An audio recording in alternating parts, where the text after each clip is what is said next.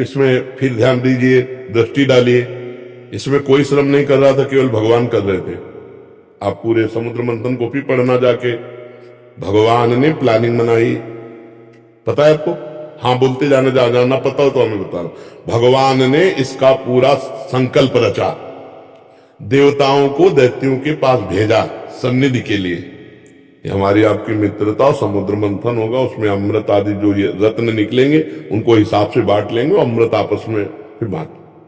फिर समुद्र मंथन के लिए जो मंदराचल पर्वत, उसको भगवान उठा के लाए गरुड़ पे। नहीं पिचक गए थे, आधे तो मर ही गए थे। भगवान ने अमृत दृष्टि से जिलाया, नहीं तो आधे तो मर गए थे। पढ़ के देख लेना, भगवान उठा के लाए। फिर मंदराचल के लिए जो रस्सी, तो वासुकी नाग को तैयार किया गया और उनमें भगवान निद्रा रूप से बैठे।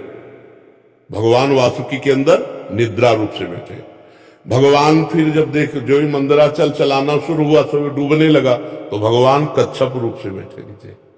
फिर देखा कि दैत्य जो है, जब वो पूंछ की तरफ लगाया, उनका मुझे निकृष्ट समझते हो क्या? तो फड़ की तरफ, तो उनके अंदर जो जहर की फड़ से निकल रही थी वासुकी के, तो भगवान के दैत्य शक्ति के रूप में, दैत्य शक्ति अपार बल बन करके भगवान, और देवताओं में देवी शक्ति के रूप में, और ऊपर से 1000 भुजा धारण करके मंदराचल को ऊपर से रोके हुए, और इधर अजित रूप से देवताओं की तरफ लग के पूरे समुद्र मंथन में महाराज केवल भगवान है। भगवान का बल काम कर रहा है। और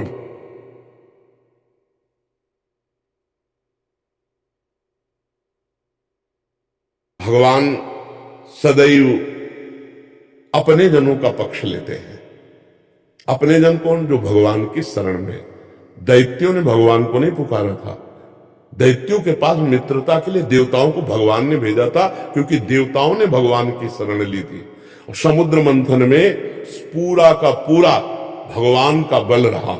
अब जो विष निकला, अब देवता दैत्य दोनों घबराए, तो भगवान शंकर ने उसे गले में धारण किया।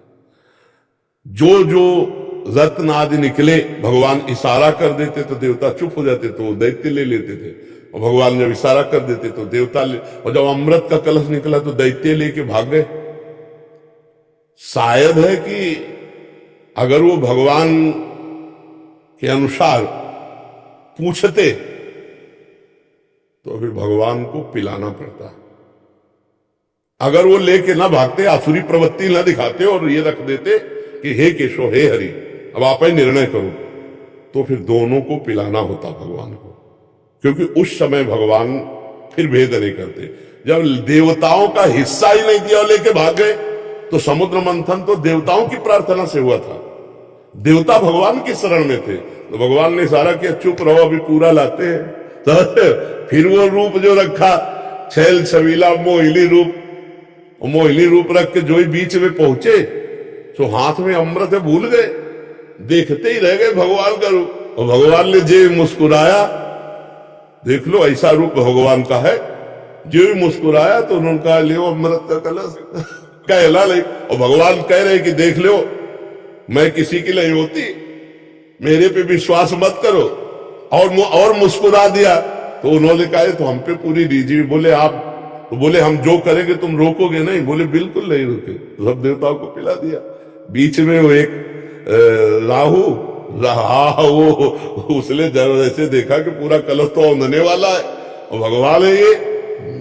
फिर भगवान ने सुदर्शन चक्र, तो वही चंद्रमा और सूर्य का ग्रहण पड़ता है उसी से। तो इसमें मुख्य भगवान की शरणागत की बात है। देवता भगवान की शरण में हुई, अमृत प्राप्ति के लिए भगवान ने समुद्र मंथन किया। अगर वो दैत्य आसुरी प्रवृत्ति दिखा के लेके ना भागते, तो फिर भगवान को निर्णय करना पड़ता, फिर आधा पर वो लेके भाग गए तो छल किए ना, तो भगवान उनसे ज्यादा गुरु बड़ा भारी छल कर दिया कि वो देखते ही रह गए, एक बूंद नहीं पिलाया। तो ये भगवान की शरणागति का पक्षपात है। वैसे भगवान समूहम सर्वभूतेषु